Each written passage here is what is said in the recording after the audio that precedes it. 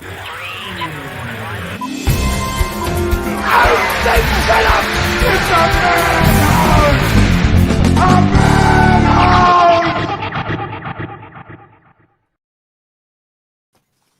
welcome to the Movie Madhouse. I am Rob.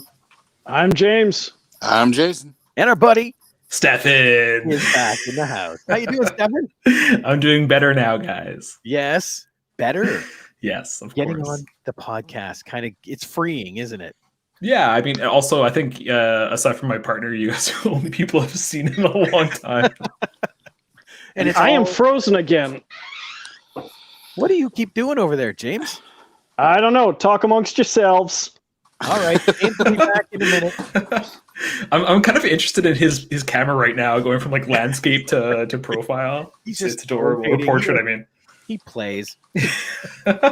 He's so artistic. Yeah. That's what he's trying to be, a director over there. Yeah. It'd be more a cinematographer, wouldn't it? Yeah, I guess that's true too. There we go. I guess we're all playing director today, though. Yes, we are. Yeah. With today's Or producer. Or producer, yeah, alternatively. Whoever the artistic direction. Yes. Did you guys ever remake? Did you guys ever hear that cup is glass is half full, half empty joke for the film industry? No, but please tell me. They said the director looks at it and says that I see that the glass is half full. The writer looks at it and says the glass is half empty. The producer looks at it and says, does it have to be a glass? Exactly. Very valid. Yep. Although the other producer's going, good, room for vodka. All right. Why don't we just jump right into this then? Because I'm excited. Number 10. Stefan, what's the number 10 film you think needs a remake? Okay, so I need to specify. My criteria is twofold. One, it's movies that I think are good but could benefit from a reimagining. And the second are movies that I think have an interesting premise but unsuccessfully deliver on their central conceit. So I'm going to specify which movies I don't like and which movies I like. The first movie I do like, but my number 10 is Flashdance from 1983. And the reason why I want it to be remade is we all know it's an erotic thriller, but it's not portrayed as an erotic thriller. It's a romantic dance film that makes zero sense because she's being pursued by her boss. So there's like an unfair power dynamic, and he's like, there's a scene where he's waiting for her in like a dimly lit parking lot outside of the club where she's dancing, and offers to give her a ride, and she refuses, and then he proceeds to follow her home, and it's played in the movie for like a romantic gesture. But it is like not okay. It's John Carpenter style, chase scene. So that's my number 10 remake. I had no idea that's what that movie's about. It's a fun movie. Yeah, it's fun, but it's like deeply you just need to change the music, and it goes from a romantic film to a thriller. It doesn't take much. I'm behind that one. Yeah, I would love to. If anybody has deep pockets and access to that IP, let me know. That's good call. All right, Jason. Steven Soderbergh, are you listening? Please help me. Now my list are all movies that I like. Some of them I love, but I think, like Stefan mentioned, they could use a refresh.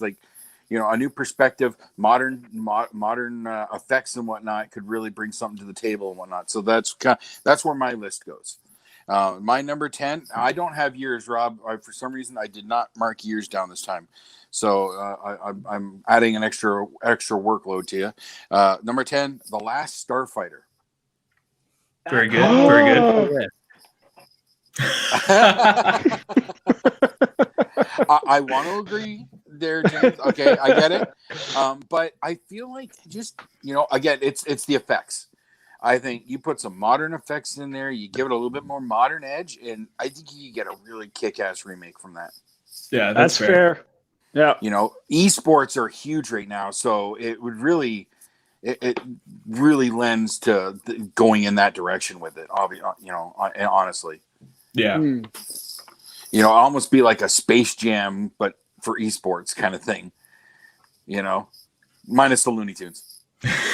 Just add the Looney Tunes in. Oh yeah, because you figure you could even change the story dynamic and make it all VR. Yeah. There's Rochelle. Hey, love, how you doing? Rochelle and I are going to start a pirate ship and go pillaging villages and stuff. I mean, there's a lot of product scarcity right now, so you can just go find what you need. Well, she posted that earlier. She goes, "Who wants to start a pirate ship with me?" And it's like, well, I haven't swung from a rope with a sword in my teeth in a couple days. Why not? Let's do this. I want a new graphics card, and they're all like out of stock everywhere. Let's go. Silicon chips are in Yeah, vast shortage around the world right now. Yeah. See?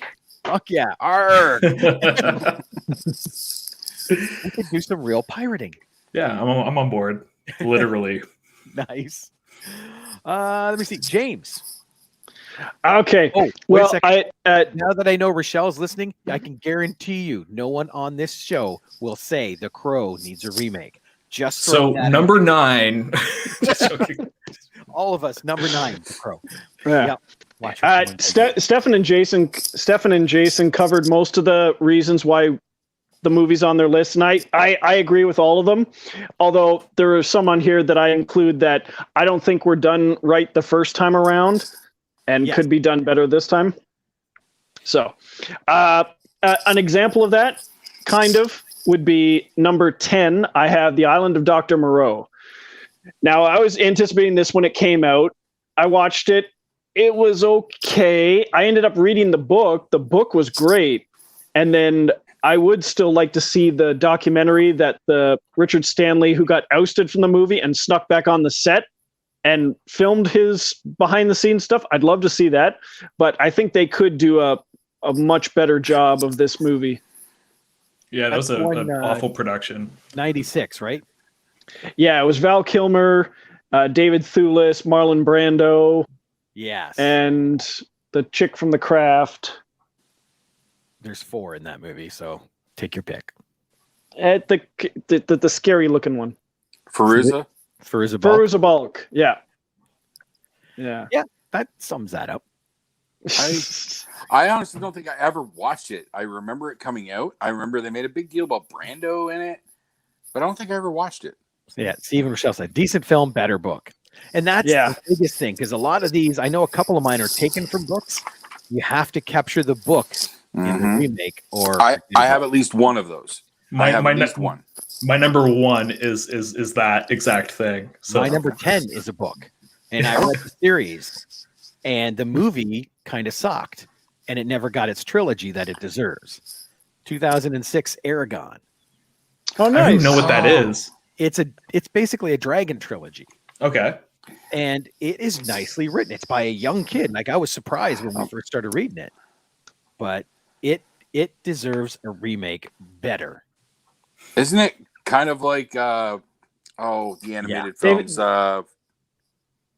They made a strong comparison to What's that? Isn't it kind of a live action version of How to Train Your Dragon? No. It's a lot different than that. I watched it once. They made a very strong comparison from Aragon to Star Wars somehow. But they also left it on a massive cliffhanger, and then the movie bombed. Exactly. And Rochelle does a callback to Dr. Moreau. They didn't do that. They relied on Brando. That didn't work. And I think that's what they did in the movie. They relied too much on their main actor. But so yeah, Aragon is the one that I think needs to be remade. Now, cool. To number 9. Stefan. Dun, dun, dun. So my number 9 is from 2000, and slight plug, it's going to be our next episode of Drag Mitch to Hell. So I do love this movie. It is, it's Cherry Falls, starring the late Brittany Murphy and Michael Biehn. This movie has a great premise. So Jay Moore. Jay Moore as do I reveal it? This is a lesser seen movie, so I'm not going to reveal anything. But Jay Moore is in this movie. Ahead. Spoiler alert! Spoiler alert! So this is a movie where the serial killer is targeting virgins, and I did a lot of research for this movie, so I've come to realize what I don't like about it is that the writer essentially posited, like, what if we did this but flipped it? And that's the end of thought that was put into this movie. Just like, let's flip it. Let's keep flipping it. And then there's no interesting social commentary. It becomes like he says he wrote it as a an argument against like conservatism for making like the serial killer target the promiscuous teens. But then he has like a lot of like conservative rhetoric throughout the movie that like seems to like, you know, be at odds with his like central premise. And it also has like an intensely problematic killer in it. Anyways, it could go it could do well to be remade and have the killer's motivation shifted and like explore, you know, sexuality in like a an abstinence only America. You know, it'd be pretty cool, I think. So Cherry Falls, number 9. Boom. Does this mean that the one that's most promiscuous is the final girl, you know, that makes it to the end? No, not in this case. The virgin defeats our killer. I was expecting to find out the he goes to kill her, finds out, then she finds out she wasn't a virgin. Yeah. Dang it. Well, gotta start over. Find somebody else. Jason, number 9. All right, number 9. Let's stay on the dragons thing here from Aragorn, but I'm going to go with Reign of Fire. That's a good one. Oh, it was a fun flick and fairly badass, but again, I feel like it needed something. It was missing something, and I think, you know, if they tried to do it again, they might be able to find that something and really bring something special that could lead to a franchise. That's my number 3. Oh, nice. Because I adore that flick. But yeah, it's very dated because of the effects they had in it and a polish from the 2020s, 2021s. Yeah, I think it would just go through the roof. Well, the giant monster thing is huge right now. The MonsterVerse has really blown up. So you take Godzilla and just put all dragons? Hey, people love giant starfish, so why not more giant dragons? Yes. Can't wait to see that giant starfish. James, number 9. I don't know what this giant starfish is all about, but okay. What? Suicide Squad 2, right? Am I wrong? Yes. Oh, okay. Right. You got a kaiju up in here. Looks like a lot of fun. All right, my number 9. It's from 1981, and I remember seeing this film as a kid and then watching it not too long ago as an adult, and I think the visual effects and the story and pretty much everything about it could be updated. It's The Howling. That's a good one. Oh, yes. Especially with the final reveal being broadcast live on television or the internet these days. Yeah. Okay. See, that's a gray one because that would be one of my ones you don't mess with just because of the nostalgia behind it. But I understand nostalgia. I just the last time I watched it, I just don't think it aged very well. Yeah. Okay, I can see what you're talking about there. Yeah, any kind of werewolf other than American Werewolf in London, most of the werewolf effects you find during the 80s. Yeah. Get ready to cringe, Stefan. American Werewolf in Paris. Stop. Vast improvement on London. What? Oh man, they don't need to remake it because they don't need to remake it because Paris was way the hell better. I'm done. All right. My brain's melting. I feel like I just dropped acid. The rest of this is going to go south now. Well, on that note, my number 9, it's more of a cultural one. It's from 1962, and I really think in today's climate, this one really needs to be remade. Oh, wait a minute. Ryan says, after all the horrible horror redos, we just got to leave the greats alone. Sometimes, yes. Sometimes, yes. But yeah, especially in today's climate, I really think this one needs a remake. It's To Kill a Mockingbird. Oh, 62. That movie's terrible. Jesus Christ. The book. We should do an episode where you just list popular films or like critically well received films and say yay or nay. Just go through the whole episode. We'll just go through the AFI top 100. I was gonna have Citizen Kane on this list, but I can't think of you can't improve on a bad story. It's just a bad story. Yeah, I don't have any strong feelings towards Citizen Kane either, but you know. Rochelle says, "Ha, ha, ha, tell us how you really feel." Okay, well, on that note, let's go to number 8. Stefan, what do you got for us? Did you go? Did I miss? You must have. I said Kill a Mockingbird. Oh, sorry, To Kill a Right. Mockingbird, of course. Yeah. I don't know. Momentary lapse of judgment. All right, so I have a lot of movies that The 3 people. I'll just focus on 2 of you. And I have a lot of picks that might draw ire. I'm going to start now. I'm going to go with 1987's Running Man. This movie is not good, guys. It is not good. It could be remade because the book is vastly different. And I think the book is maybe too dark. So the central character it basically is no longer to work in his vocation. So his wife has become essentially like a sex worker to make ends meet. And his child needs like life-saving or life-sustaining drugs, so they can't afford those 2 things. And it feels like wearing a hat in terms of like awful things that's going on with the central character. But he ends up enlisting into this television show called the titular The Running Man. And the way it works is every hour you survive, you make $100. If you kill a cop or a hunter, you get extra, they top you up. And then if you survive 30 days, you get $1 billion. And he's not contained to like a central place. He moves throughout the country. It's something that could definitely be remade. I think the ending is like a bit too grim, a little bit, guys, of the book. I like the ending. I like the ending. Yeah. I would love to see it. That's my number 3. I have wanted to see a true to the book remake of that film for decades. Yeah, I completely agree.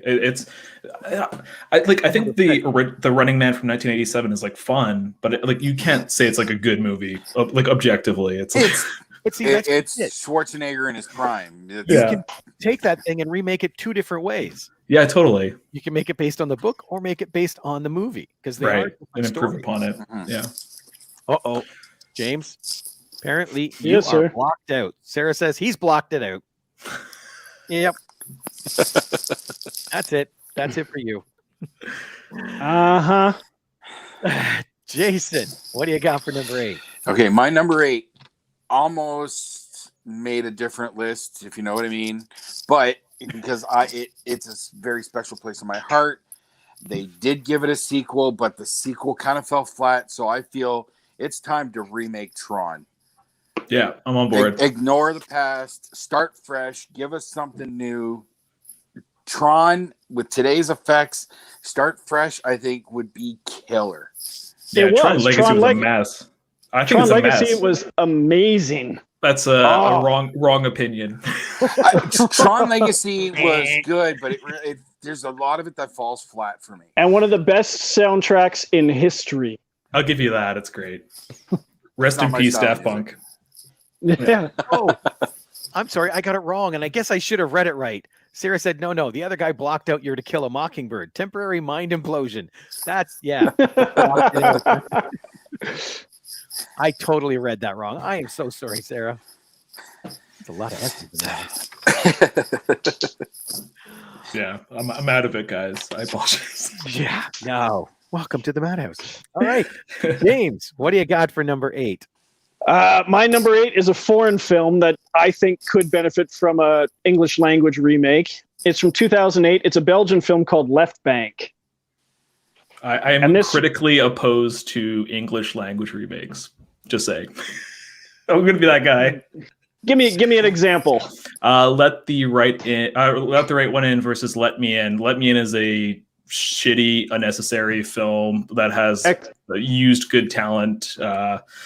Just like hard no, like Wreck and Quarantine, like Quarantine is like a fine, serviceable film. Quarantine is better. No, it's not. I disagree. It's like unnecessary. Like I think people should just accept that they should read subtitles, and we can all be a happier society. And in certain cases, yes. In certain cases. I love you, James. Sarah's on board with that one. I'm here to please. Yeah. Anyway, it's a horror thriller from Belgium that involves sort of like hunter harvest mythology in a big creepy apartment building with something strange going on in the basement. So I think that could transplant to most other cultures and places. Okay. Sarah is on board with you, Stefan. Exactly. The remake is awful. Yeah. I'm starting my army, guys. There we go. Okay. Mine from 1993. I have fun watching this. Okay. I watch it not very often because the general movie is horrible, but I think it deserves a remake. From 1993, Bob Hoskins, John Leguizamo, Super Mario Brothers. Ooh. Man. Cool movie. They could do something with that if they got someone that could write and someone that could actually direct and put together a movie. Other than that, it's great. I hear Uwe Boll's free. There we go. He's the video game guy, isn't he? He's a restaurateur now. He's busy. Actually, no, he's not because of COVID. Sorry. Yes. He has so much free time, I bet. But I honestly think that could be kind of cool. I know they're doing an animated one in 2022, but they could do a live action. Yeah, could be a lot of fun. Or Nightmare Fuel, depending. Exactly. Yeah. All right, number 7, Stefan. All right, I'm going to continue the train of trying to piss probably James off, I imagine. Let's find out. So my number 7 is 1997's, oddly enough, Event Horizon, which I think has a great premise, but I do not like it. And I think there's some nice aesthetics in it. Some of the ship design, while not utilitarian, like I don't understand its function, like the cheese grater tunnel, I think it looks really cool. I don't know why you would design it that way, because if you fell, you'd surely be dead. Like not all of the set design makes sense, but it looks really, really cool. But I love the idea of a ship utilizing a new form of transportation that essentially, you enter into a new kind of like ethereal realm, and you've pulled something out with you. I think Hellraiser in space kind of style film with better aesthetics, better story, better everything. That's my pitch for Event Horizon. I just wish he was allowed to have used his original cut, because apparently he had to take a bunch of stuff out because it was way too intense for the studio, and it's been lost. Yeah, because Shout Factory wanted to resuscitate all of that, and they couldn't find the footage, so I imagine it's lost. But it probably doesn't, it might benefit from less is more in the situation where when I recall what they pull up on the ship's interface as being really horrifying, but it's very, very brief. If you kept pushing that, I think it might actually work against the film, but who knows without actually seeing it. True. And just look at Galaxy Quest for engine rooms and how they're built to know for impracticality. Ooh, Galaxy Quest, that could work on this That's list. a good one. Sarah and Ryan said the same vein as Mario would be a decent He-Man, which is true. That could be kind of cool now. And Sarah said yes, and perhaps make the Goombas look better.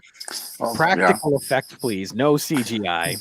Yes. Hashtag kind of biased. Then we had this guy chirp in. Is Event Horizon the best Paul W.S. Anderson film? Fuck you, Mitch. Are you at work right now? Please respond immediately. I think Event Horizon is the most competent Paul W.S. Anderson. I also I criminally refer to him as Paul Thomas Anderson sometimes. Wildly different filmmakers. Easy to do, trust me. Mm-hmm. I like Sarah's bias comment. Wink, wink. All right, Jason, what have you got for number 7? Here's another one that special place in my heart and probably should be on another list. But I have to. I want to see more. That's what it comes down to. I'm going to go with Highlander. Yeah, I'm super on board, but keep all of the Queen soundtrack, please. Oh, absolutely. Yeah. Yes. Princess of the Universe is probably one of my favorite Queen songs, actually. Nice. Dark Horse opinion. Yeah. Keep the soundtrack, but give us a new Highlander, please, and thank you. I want it now. Yeah, I'm on board. I love the original. Even the second one, I know for all its major problems, there's moments in it that I love. That's as far as it goes for me in general. I didn't even watch the TV show, but I want a new Highlander. I want a new Highlander franchise is what I want. See, Mitchell nails it. There can be only one. All right. I get it. I do get it, but I want more. Sarah says #inside joke, Jay. Now, I don't think I can get on board with that one. That might be on another list. I get it. I do. It's just, I just want more. That's all. It's just want more. Because one of the two things, and see, wanting more is understandable, but that's where you get sequels and you become aliens. So you have to focus on, what can they do to make it better? Yeah. Is that the third or the second one where they're in the dystopian future? Oh yeah, that one is. That was two. Those are rough go guys. I admit that, but it has some moments that I like. Yeah, big time. So, all right, James, what do you got? Mine would be a movie from 2008, and it doesn't have to be this exact specific movie, but it would be Punisher Warzone. I would like a follow-up to the original Punisher with Thomas Jane, and so another one starring Thomas Jane. As much as Ray Stevenson looks like the prototypical Frank Castle, I loved Thomas Jane as Punisher. Unfortunately, it'll never happen because John Bernthal owns that role now. Yeah. Apparently, I haven't watched his show or the seasons with Daredevil, him in it. I'm a big fan of his though. He was a great Shane on Walking Dead. His Punisher is awesome, and he will be continuing that role in some way, shape, or form, whether it's on the new shows that they got coming or whether it's in a movie. We don't know yet, but he will be back as that role. So the odds of Thomas Jane putting back that shirt, no, it's probably not going to happen. But have you ever seen Punisher Dirty Laundry, the short film? I have. That gave me a glimmer of hope, and then they ripped it away. Good call, though. Yeah, not bad, but unfortunately, Bernthal's kind of stole on that one. Yeah, Jason's 100% right on that.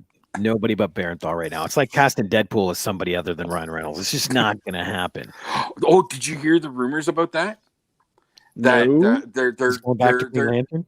No, but they're considering having Deadpool take over Stan Lee's cameos. I think that's been a fan fantasy for several years now. I read an actual article that it's being heavily considered. If they took it seriously, oh my God.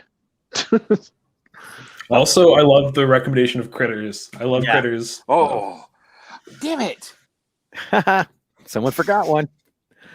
Well, I actually thought of it today, and I'm like, I don't know, but you know what?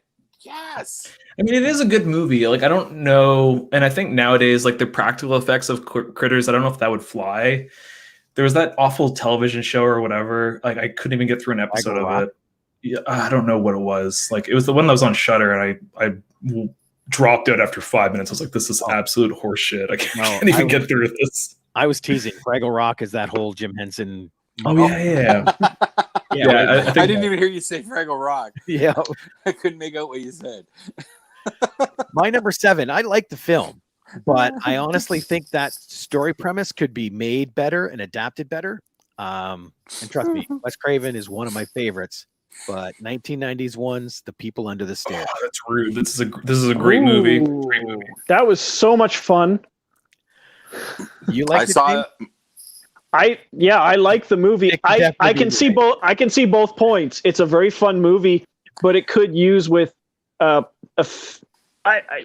mean, that's a cool ass house that they have there with all the trap doors and stuff like that. It could use an update. That would be interesting to see what they do with it. I kind of feel like it's already been done. Would you get a Leather Daddy in the remake? Because the Leather Daddy's got to be there. Him Scooter or bust, He's still around. That guy's still around. He was in Twin Peaks: The Return. It's got to be in there, guys. Don't Breathe is kind of similar, so I No, because it's one guy. Wow. kicking butt. This I think anything about landlords right now would be like a very interesting topic. I don't think anybody likes their landlord right now. very climate based. I like that. Yeah. All right, number 6, Stefan. Okay. Tagline. Tagline. Tagline. Rent freeze my ass. I can't follow that up. You should have skipped me. No, but seriously, my number 6 is from 1991, and it is Body Parts. Oh, Yeah, I think it's a really fun premise. I thought about that one. Yeah, so Jeff Fahey. I love Jeff Fahey. Is that what's his Carpenter? name? Dorf. What's his name? The guy who plays the voices Chucky. Stephen Dorff. Brad Dourif. Yeah, it's Brad Dourif. Sorry, I like blanked horribly. He's in it. I think isn't Dana Delaney in there from the NYPD Blue? Yes, I believe so. Oh, nice. I do like this movie a lot. I think it's a lot of fun, but I think a killer dies and his body parts are grafted onto other people. Then they start to exhibit tendencies that allude to them being taken over by the killer. I think that's a great premise for a movie. This movie is like fun, but it has like really dumb moments. I think highlighted by the ending where there's like the voiceover narration where it's like, and if a tree falls in the woods, and like, what the fuck? Who wrote this? It's so awful at points, and there's like great set pieces. It could be a lot of fun, and it could benefit from a remake. Wasn't that a Carpenter film? No, it's Eric Red or something. Eric Reed or Red. Yeah. Eric Red. Yeah. It has one of the coolest accidents right at the beginning too. Yeah, it's so good. It's so well shot. Unfortunately, what follows isn't always great. Yeah. Awesome opening. Kind of fumbled from there. Yeah. I know where my confusion. John Carpenter's Body Bags is what. Body Bags. Yeah. Oh, I do not like Body Bags. I don't understand that one. I don't hardly remember it. That's what came to mind when you said Body Parts. I was thinking, Carpenter make that? Yeah. All right, Jason, what do you got for number 6? My number 6. It should be known. Okay, a remake does not make the original disappear. Okay, because my number 6 is another one of these, and you're like freaking Santa Claus today. Your finger's been on the side of your nose. I know. But that's what this list does. There's so much comedic talent out there. Let's get a new version of Clue. Yeah, I'm on board with this. The amount of comedic talent that's out there, we could get a new Clue that would probably people would probably be pissing their pants laughing so hard. I can actually see that. I'm already peeing my pants right now. Yeah. Just the thought. You don't even know. Well, now sort of like Knives Out. Yeah. Yeah. Well, that's exactly. But up the comedy more, Yeah. Yeah. It could definitely work. Interesting. I don't know. Tim Curry. I believe me. I know, but again, the original doesn't disappear just because you make a remake. Yep. But who is going to be the guy that goes, yeah, I can do Tim Curry's role? It doesn't have to be the exact same thing. Okay. Stefan's got it. There we go. Got it. Here we go. Now I'm in.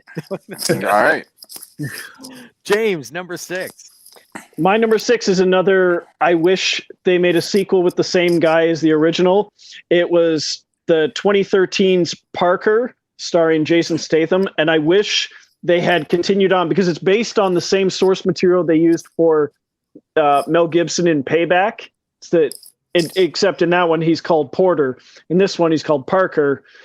Same with the original, which I believe is called Point Blank. I just wish they had continued with Mel Gibson as Porter and made another movie with him. I had no idea that was the case. Wow. I looked it up because I looked it up and it said this was the first time that they used the name Parker, which was the original name from the source material. They used Porter for Payback, and I think they used something else for Point Blank, which was a James Coburn movie, I think. And so, and this movie's fine. It's pretty good. It doesn't have some of Jennifer Lopez's best acting. Jason Statham is great in most things he does, but the story just, if you know it's connected to the source material for Payback, you just want to hear Mel Gibson's voice in your ear talking about I'm getting my 70 grand back or whatever. So Interesting. Yeah. Damn. All right. Sometimes we learn things here. Yeah, right. The more you know. My number we have already chatted about was Running Man. Okay. Sorry. Oh, yeah. That puts us to number 5, Stefan. So anybody who knows me knows that I love animal tax movies like crazy. I understand they're kind of problematic because it generally results in uproar and fervor that results in the killing of that animal. With like Jaws, you had like rampant shark killing, and it's unfortunate. But I do absolutely love an animal tax movie. So I had to pick something that I thought was a good idea, but I think sucked. So I went with 2007's Primeval. I don't think this movie. I don't think it's good. I don't think I enjoy it because I enjoy any animal tax movie, but it's not a good movie. But it's a giant alligator movie. Yeah, it's Gustav, the Nile crocodile that's said to have killed hundreds of people, and it's the tagline for the movie was meet the world's most prolific serial killer or something like that. That's a paraphrasing, but it's a movie that could be really interesting and good. It didn't have a good story though, and it was early CGI that was not great. There's movies that I like Rogue that have great special effects and some good practical effects too. So I didn't want to suggest that because I think it's fine already. This movie, on the other hand, is just not good, guys. This is where it's interesting to listen to this list because Stefan comes up with a movie and James goes, "Oh yeah, that's right," and then Stefan goes, "Yeah, it's awful." It's awful. But it's I still have some more good movies in my list coming up that I like. So. What I'm finding fascinating is I remember when Primeval came out. I knew nothing about it. I'd never seen it. I'll be honest. I didn't know it was an alligator movie. Its trailer was a disservice to the movie because it didn't show an alligator. I know. I had seen it in the theater and I thought it was a good movie at the time. I haven't seen it since. And then they did the direct-to-video, not exactly direct-to-video, but Greg McLean, who did Wolf Creek, did his own giant alligator movie called Rogue. Supposedly Rogue is really good. Yeah, well, supposedly based on a real.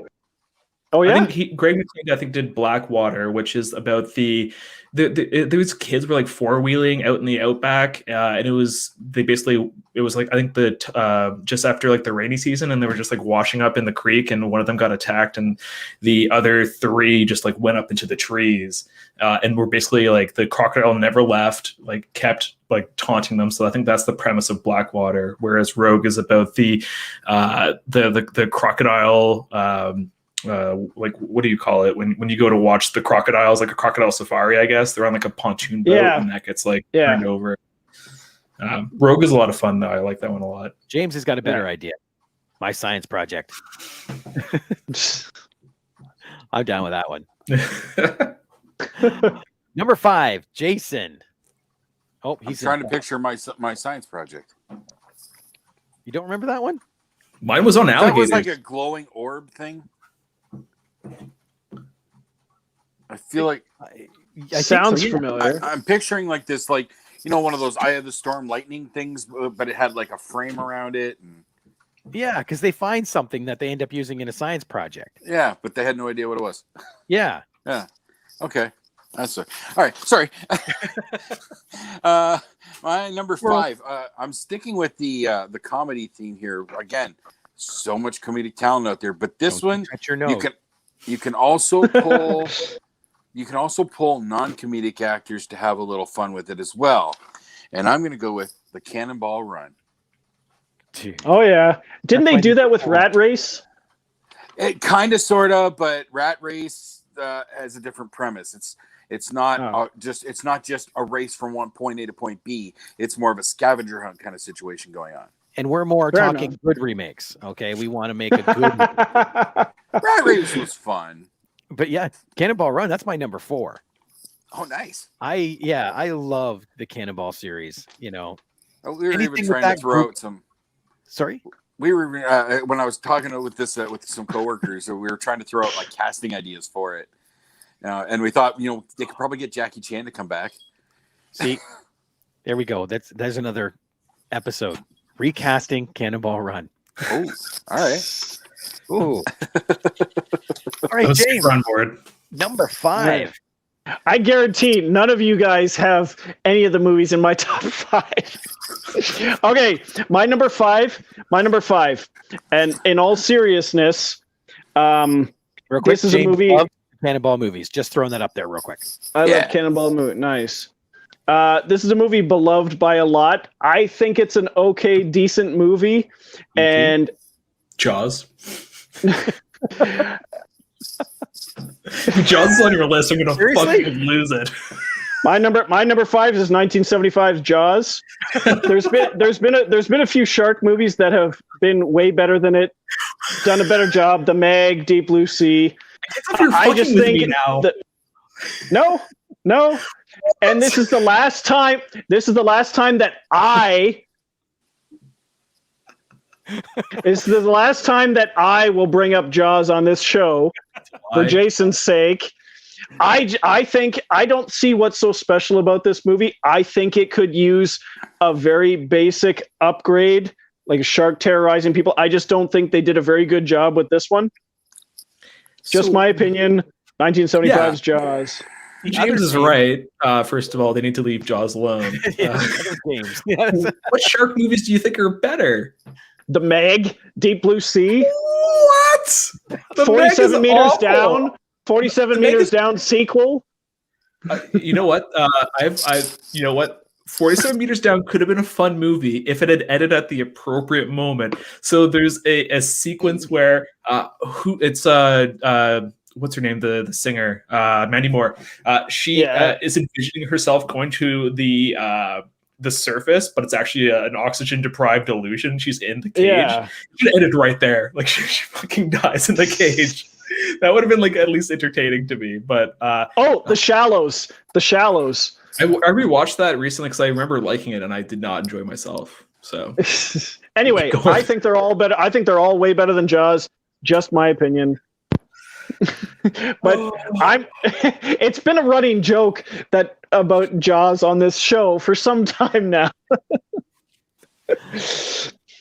Anyway, that's the last time I will bring it up. Jaws is a bad book. Like I don't even know where you go with that. Like the book itself is not good. Do you know that there's like a paragraph dedicated to Chief Brody peeing for a long period of time while his wife listens to him? Like that's a section of the book. Yeah, it's a terrible book. In a book, you have to focus on the important ththings. Apparently, that's important. Yeah, like some of the mob stuff is like somewhat interesting, but like by and large, like it's unnecessary. It doesn't need to be in the book or the movie, as well as Chief Brody peeing. So, yeah. My number 5 was on my list and then off my list and then on my list and off my list. It's one of the gray ones, but I think it needs a more modern take because of how well it affected our generation. 1985's The Breakfast Club. Yeah, I don't know. See, and I thought the same thing. But honestly, how many kids from today's generation can relate to what was going on in that movie? It doesn't matter. There's some movies that just translate to whatever decade. Wait, didn't someone say just because there's a remake, the original doesn't go away? I know, but come on, dude. No. I think it needs a modern take so kids today can have what we had. Woof. I think Mitch just tuned out. That's why he's not replying anymore. He's like, I'm over this. I still can't believe that Stefan got Jaws on the second try. Talent. Pure talent. Waiting for it. All right. Number 4. Yeah, so this one might upset people because I don't have an affinity for this. I didn't grow up with this movie, but it's the Texas Chainsaw Massacre 2 from 1986. I only watched it somewhat recently, like that's somewhat embarrassingly, I guess, because it's like, considered to be like an enjoyable film. I hated this movie. I think it's absolute trash. It has like a great opening sequence where you have the yuppies going through Texas and they're just like terrorizing and tailgating people. and they eventually like run afoul off of like the Sawyer pickup truck, and Leatherface is in the back, and there's a radio DJ who they're having like technical difficulties, so when people call in, she can't hang up on them, they have to hang up, so she ends up like hearing their murder by Leatherface. I'm like, oh, that's a great setup. And then Dennis Hopper comes in. I'm like, this is really, really good. Then where it goes, it's just absolute trash. I'm sorry, I hate this movie. It should be remade. Like, take the opening, first 20 minutes and then erase everything after and make a whole new movie. Like, I love that it's Toby Hooper, obviously, who directed the first one, doing a like campy version, which I love the big tonal swing, like switching to like another like campy horror film. Like, I'm okay with that. Just make a good movie. And this, unfortunately, like, no nostalgia for it. Don't care about it. I think it's stupid. So remake that movie. There we go. It's on the list. I would say remake the original, but they did that a couple times successfully. Successfully? Almost everything you said about Texas Chainsaw Massacre 2, about it being trash and stuff, I would say about the original. Spit take. No, okay. But, no, I'm not gonna spit over my computer. I want to though. No. The original is awful. That's a dark horse opinion. Well, the other James says, Rob, my daughter would disagree about the Breakfast Club. Yeah, she's right. Mm-hmm. Promising. That is promising. See, when I think of Breakfast Club modernized, all I can think of is Jumanji. Where they get put into detention. Yeah, that's fair. Because nowadays they have cell phones, they have all this stuff, technology, and detention's not like the Breakfast Club anymore. It's totally different now. So that's why I thought that. We're all in detention. That's right. When you're suggesting movies, we are all in detention. Jason, what are we at? 4. So this one here, I don't know if any of you have actually seen these. James might have. These are it's a pair of movies, like a movie and its sequel, based on a book series, and they're Russian. It's called Night Watch, and the sequel was Day Watch. Oh yeah. I know the whole North American remake thing is questionable. I get that, but I would love to see a new version of Night Watch. Get Timur Bekmambetov back to direct again, and I think you could get something special there. And give it again some modern effects and whatnot, but keep that dark supernatural tone. I think you could have a really good franchise there.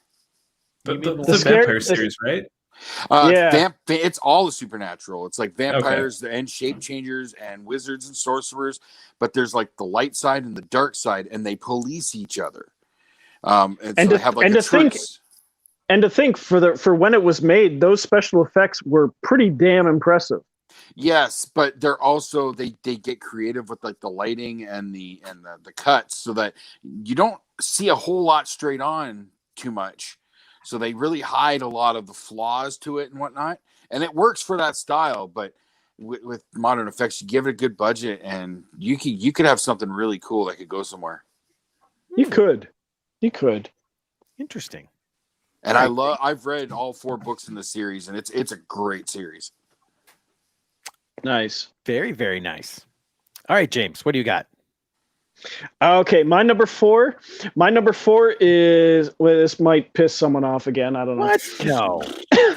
It's a movie I saw as a kid and watched recently a few days ago, and it was better than I remembered, and I don't know that I had read the story that it was based on, but it has some good acting and some good elements, but it also has some very cheesy stuff in it.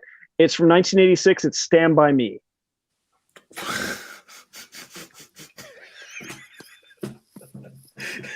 I'm gonna break my nose on this one, James. It's got some kind of there's some great acting in it. There's some great acting in it, but there's also some kind of like, oh, that's a little bit on the cheesy side. No. Anyway. Yeah, we broke Jason. I thought Jaws was bad, but oh my god, dude, come on. Yeah, so did I. Oh, God. Damn it.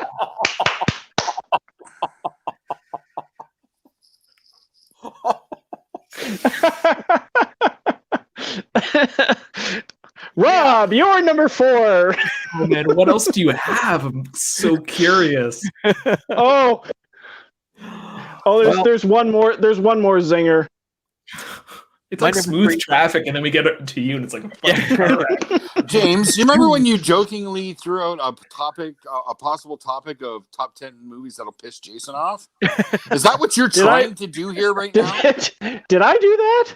You recommended a topic along those lines, and I feel like you're trying to make that topic happen with this list. Hey, I was stuck on one movie for like a whole weekend. And I'm like, and then I picked another one, and then it just the floodgates burst wide open. Well, the other James says that's like saying remake Goonies. Not. I will agree. No remake of Goonies. No. Sequel maybe, but my number 4 we've talked about is the Cannonball Run. Interesting. Oh, right. Oh, goody. Pam's here. Look at this. Better late than never. We'll take it. Welcome to the show, Pam. You better catch up. We've already done the top 7. Number 3, Stefan. So instead of being negative this whole time about movies that I think are bad and could be improved, the next 2 movies I actually do enjoy. I just think that they could be a touch better and infinitely more enjoyable. My number 3 is Leviathan from 1989, starring Peter Weller, Daniel Stern. I can't remember who else, but they're. Have you've seen this movie, right? Yes, no, maybe. Yeah. I haven't watched it since it first came out. Yeah, I think it's a lot of fun. Like, I think it's really enjoyable. It's what's his name? Cosmatos. His son is now. George P. Cosmatos, whose son is now directing like Mandy and other things that I don't care about. But he did like Cobra and like some other like seminal movies from the 80s and early 90s. He did Tombstone, I believe, right? It got overshadowed though, because that's when Abyss came out at the same time. So, by the way, Abyss is not rewatched that movie. It's not good. It's not a good movie. I know the effects for Abyss don't hold up. Leviathan, way better. Yeah. So why this movie I think could benefit from a remake is that some of these practical effects are a bit janky because they are in water. So like the end climax with the creature, I think in a lot of like commentary they talk about how it just got waterlogged. It was hard to maneuver, so it was like basically like like it looked like a mummy almost. Like I think a little bit of CGI they tried. It was called Underwater. Yeah, Underwater. Great first 45 minutes. After that, I did not like. You liked it though, Rob, right? I didn't mind it. Like I had I'm with you. The beginning was much better than the end. Yeah, I the creature design I really disliked in Underwater. It's just like so lazy. I think that's when I was out because if you don't care about the way that your creature looks like, why should I care about your movie? Is kind of my opinion. That's fair. No, that's fair. In Leviathan, like all the character stuff is a lot of fun. Just recast it with, interesting character actors and you'll have a blast with the camaraderie of like this underwater base. It basically comes upon I think it's like a Soviet sub or a Soviet sunken ship, and they find like a bottle of vodka and they quickly realize that there is a communicable disease and they drink from it and slowly transmit the virus from person to person and develop mutations that make them like serpentine, lizardy underwater creatures. Like Lost Boys underwater. Yeah. It's a fun movie. Anyways. No, I'm with you on that. Because I was a fan of it, but the excitement of Abyss kind of overtook everything and it got lost. It did really. Yeah. Bad timing. Jason, we know yours is The Running Man. Yes. Gimme. Is Reign of Fire. So James, what you got? Okay, my number 3 is very much in the vein of when Jason mentioned Last Starfighter. I love this movie. It's from 1983. The effects could definitely benefit for some updating, and some of the actors in it are still around today and probably could show up. It is 1983's Krull. Yeah. Sure. It's got the cool little spinny knife. The Clive. It does. Yes. Yes. And a very early role from Liam Neeson. Okay. Oh yeah, I forgot he was in that. It's been a long time since I watched that, but yeah, that could definitely stand for a good big budget remake. Yeah. Absolutely. I think, okay. James had a good one. This is awesome. Back on track. Doesn't make up for Stand By Me, though. Number 2. Stephanie, what do you got? My number 2 is, again, another movie that I actually enjoy, but I think it could benefit from a remake. And it was remade somewhat recently, but the remake is trash. But my number 2 is from 1990. It is Flatliners. I love the concept of this movie. I think it's a lot of fun. Essentially, a bunch of med students are killing themselves and being brought back by one another to experience the the gleaming the cube, the experience of dying, and they're bringing something back with them, much like Event Horizon. Maybe I like movies where people are just like putting themselves through experiences and then bringing something back with them that I find kind of like interesting. But I think the movie is not the best, and the remake is unwatchable, unfortunately, in my opinion. That's a little harsh. It is straight up unwatchable. Like, if you want to see me rage through a film, just put that on, and I will say the best scene isn't even in the movie because it was a deleted scene. But anyway, not unwatchable. I never watched the remake, so I couldn't. Yeah. Anyways, that's it for me for number 2. Pam says she fell asleep during the remake of Flatliners. That's everybody's review of that movie. And the other James is behind you on Crawl. Yes, I think we all are on that one. That's a good pick. I'm impressed. Jason, what do you got for number 2? My number 2. Now, was originally an animated film, but we've seen these films now. Like, they brought this franchise back with modern CGI. So but get a different director. I want a current version Transformers the movie. We're talking the animated film Transformers the movie with the whole Unicron story and the death of Optimus Prime. Give me that, please. I'm on board. And give us a new version of The Touch. Keep the song The Touch. Just give it an update. Give the song an update. I full bore want that movie. I think Mark Wahlberg should sing it.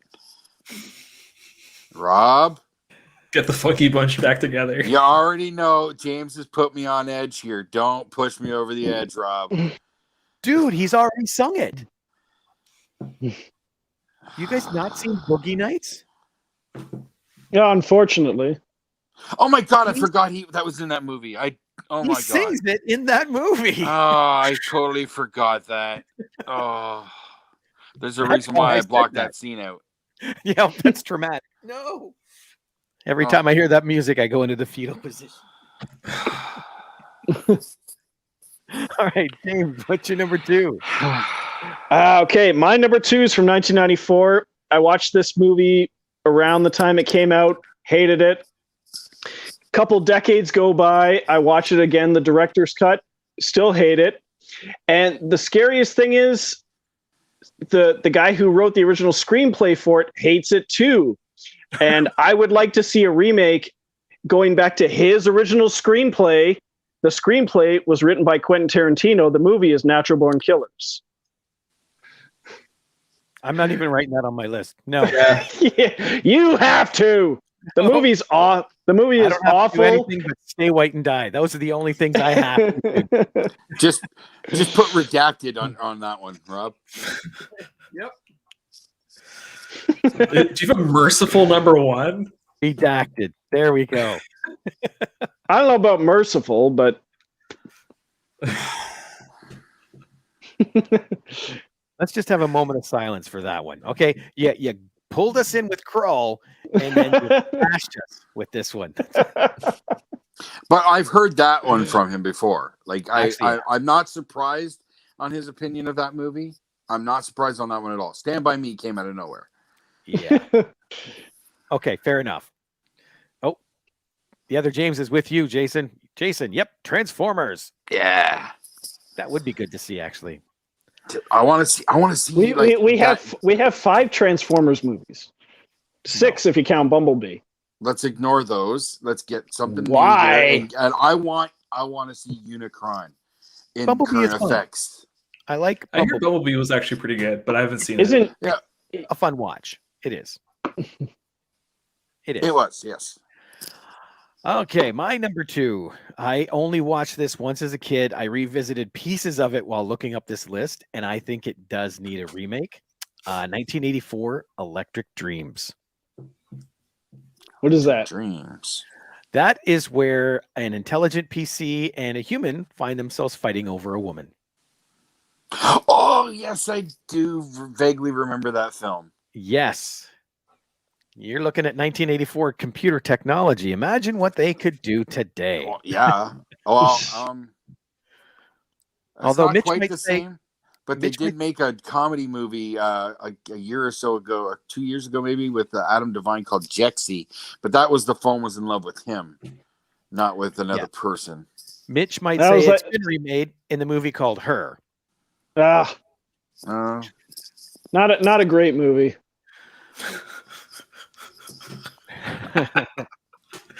Just stirring the pot. Yep. Okay. In that case, let's jump this to dun, dun, dun, Dun-dun-dun. number 1.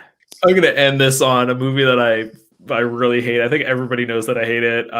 Mine is oddly enough, also, the director had previously done like a technological movie with Ex Machina, and I love that movie. I heard that he was adapting Annihilation, and I was super excited. This movie I hate intensely. I think it's an awful movie. What? I think this movie Which one? sucks. Annihilation. What? Ex Machina is great. I think it's an awesome movie. Annihilation out- better. No, hard disagree. So, like, I love the book, and I'm not somebody who's like, the book is always better than the movie. They're two wildly different things.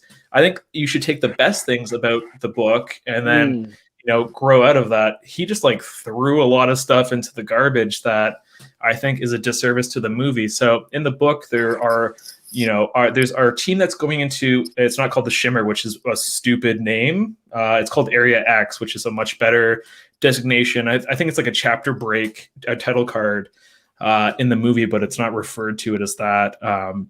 But none of these people have actual character names. They're referred to by their professional designation. So it's like the psychologist, the surveyor, who's like the maps person, the psychologist, the biologist, and so on. And that fosters like such a great suspicion about everybody you're on this mission with, because you don't know them at all.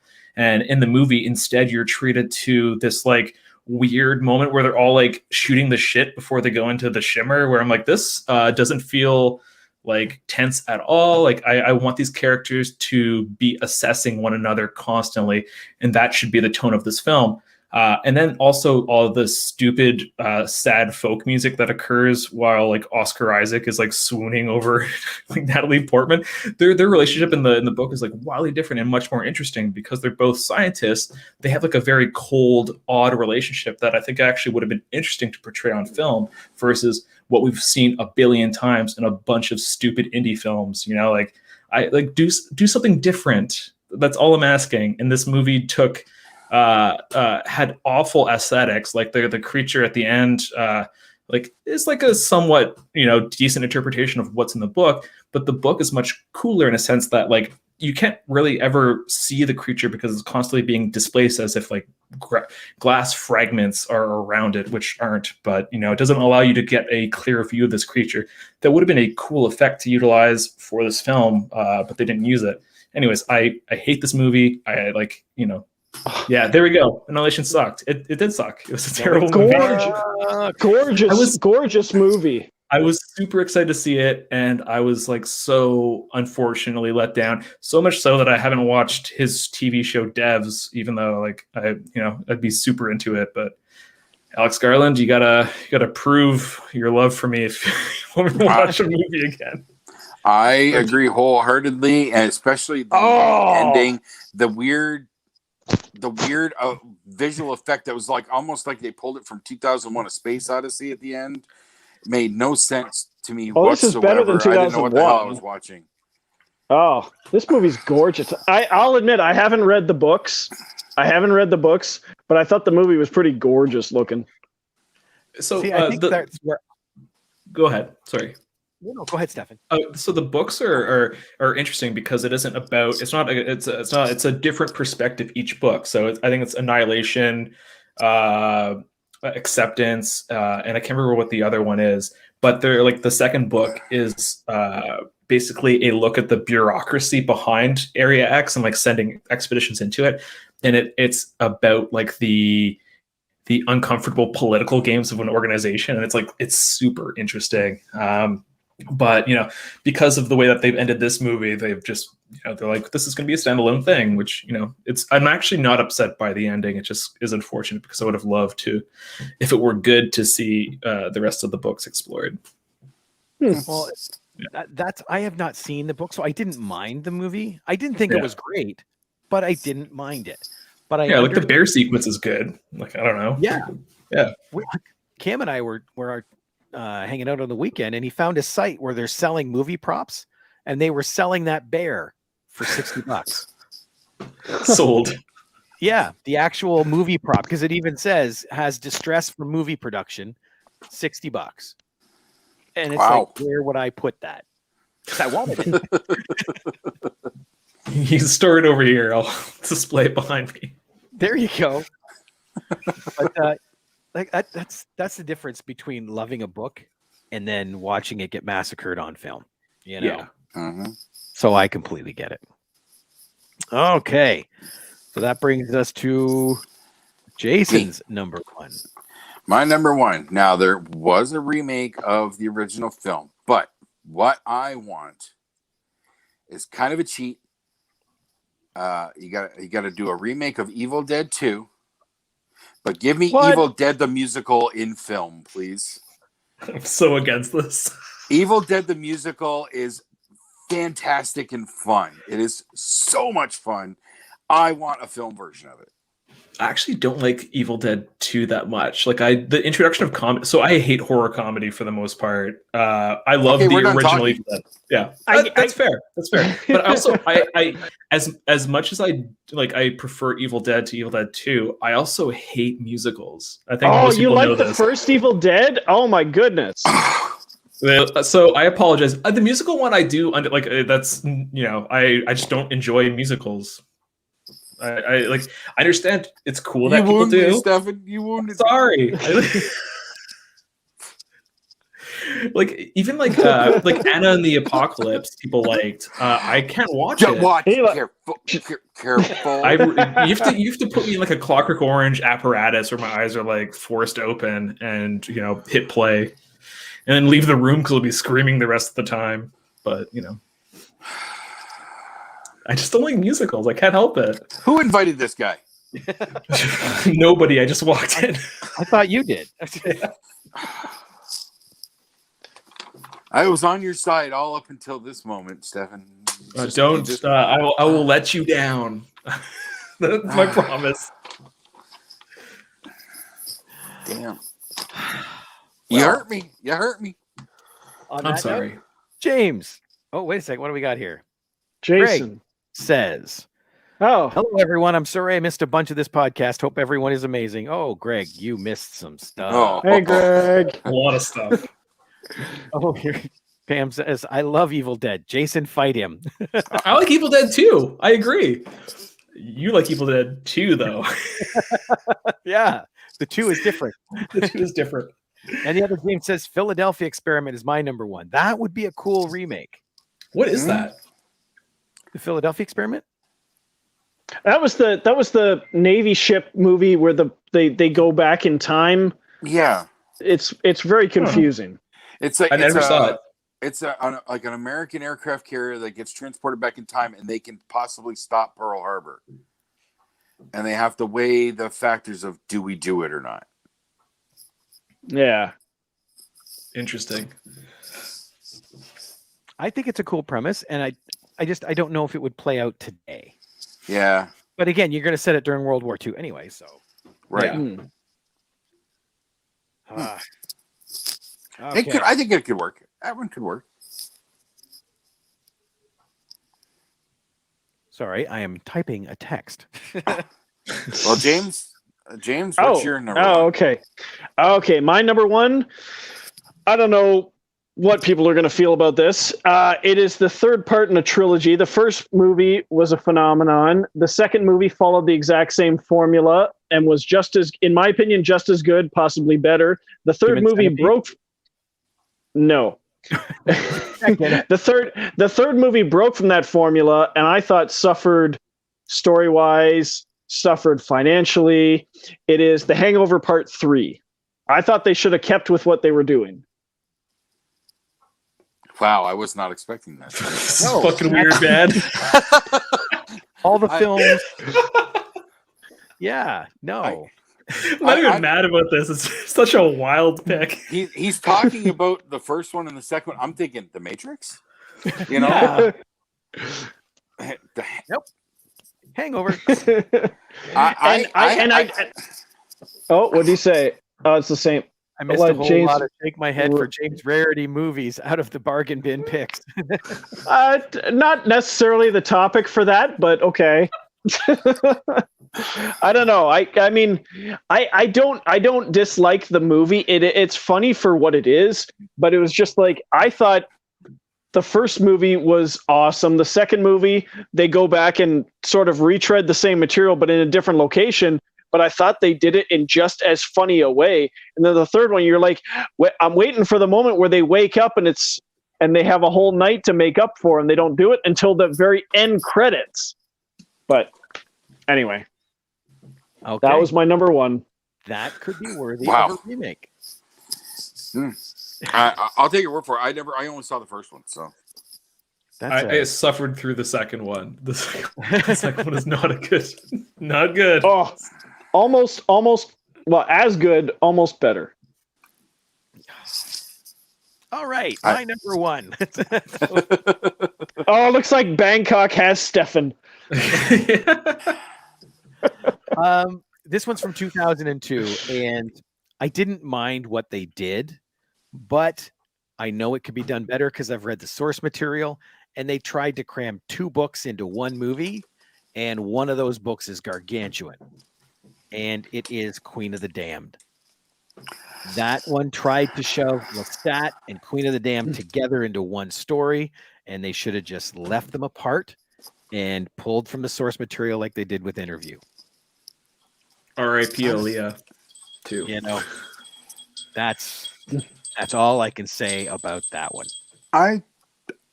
That's a good pull. I'm not a huge fan. I was not a huge fan of Interview. I really don't like Interview.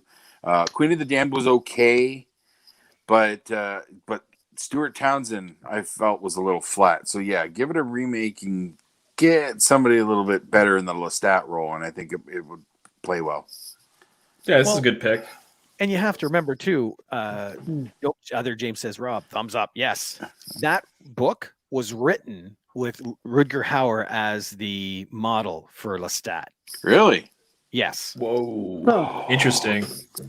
Because even when they were going to film Interview, Rutger Hauer was still a possibility until he did Buffy. And I was hoping Buffy was going to play a factor in this somewhere. Well, it did. And because after that, Anne Rice said there is no way you could look at him as Lestat seriously, because all you're going to think about is Buffy. Rutger Hauer's awesome too, though. I don't know. Yeah, he was amazing. I love Split Second. I love he's the best part of Blade Runner, which that's a movie that I actually don't enjoy. Full disclosure. No, I like the first one. What? Yeah, I do like the original. Yeah, I think it looks beautiful and like it's nice to look at, but it's like somebody described it as a movie where the detective doesn't detect anything, which is very accurate. He doesn't really do anything the whole time, and I don't know, just not my bag. Sorry. It's definitely getting into that a little more of the cerebral sci-fi, which is generally not my go-to. Yeah. But there's a lot of a Blade Runner that I did enjoy, so it still works for me. Yeah, it's fair. I don't hate it though. I hate the sequel. I didn't like that one. The best part of the Blade Runner sequel. You hate which one, Jason? Blade 2049. The one that's Blade Runner a million 2049. the one that's a million times better than the original. The That best one? part of Blade Runner 2049 was when the person in front of me stood up and just farted right in my face. And I just like cried laughing the rest of the movie. As much as I thought the final cut, Ridley Scott's final cut, was an improvement on the original and director's cut of Blade Runner 2049 makes the original look so bad in comparison. It's kind of scary. 2049 is no. It is a beautiful, beautiful piece of work. I don't great. dispute the visuals. Yeah. Everything else is garbage. Oh, story Rob is trying wise, to take control of this.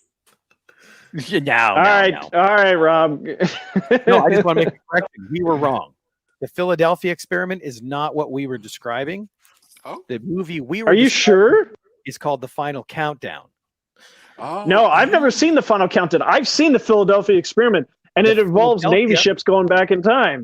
No, it involves Navy ships going forward in time 40 years.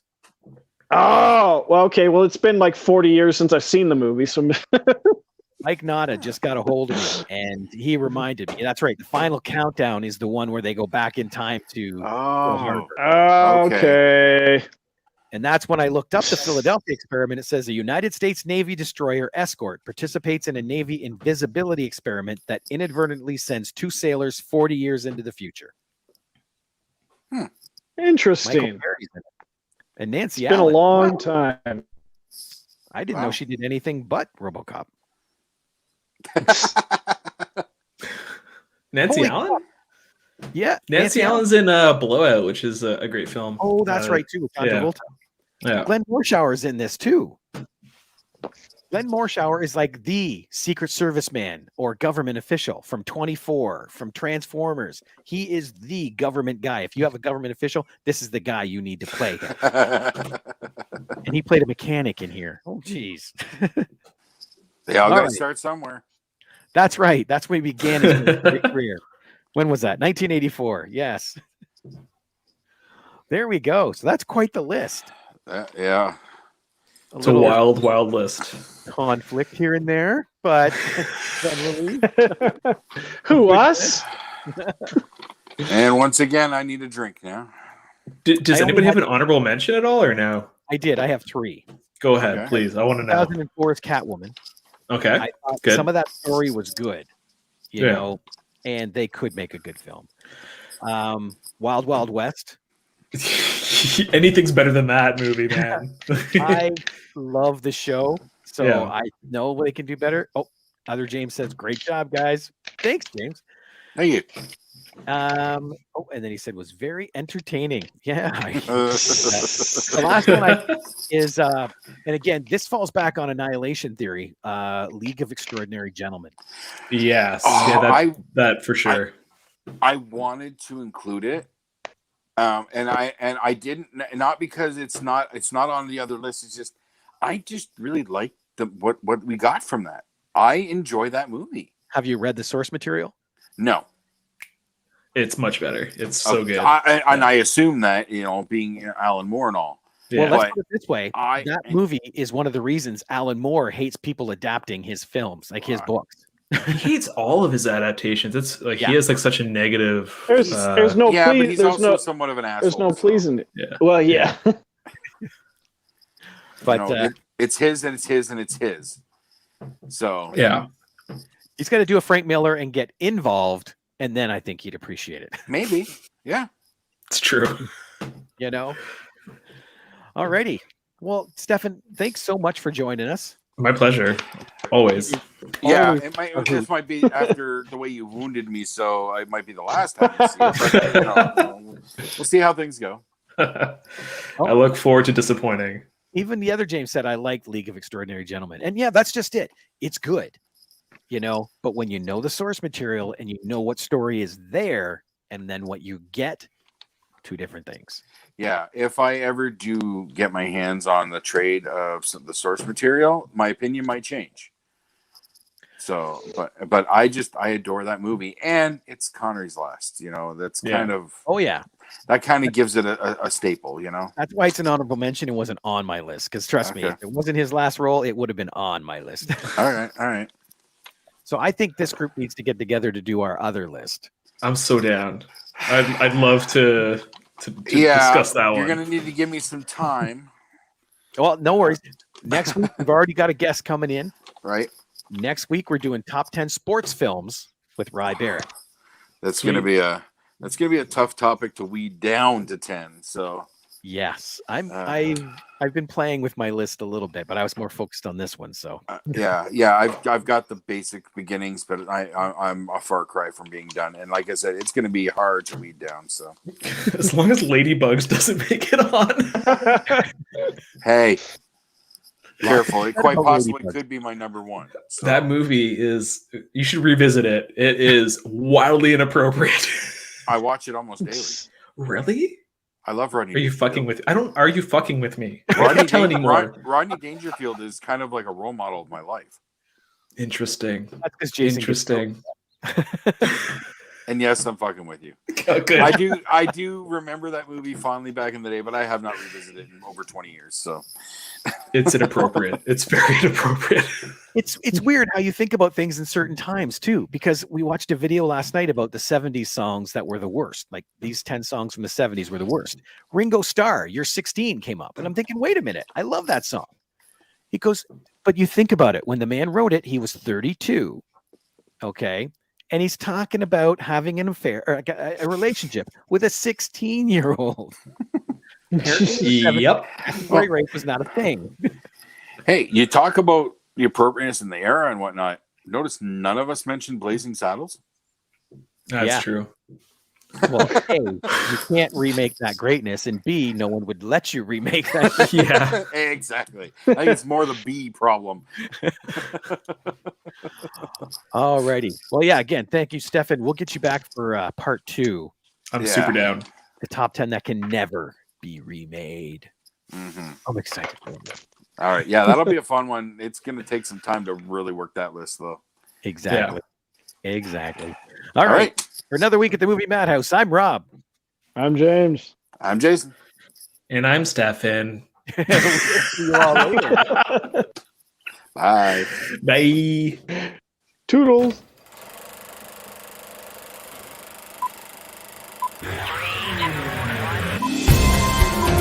I say shut up! It's a man!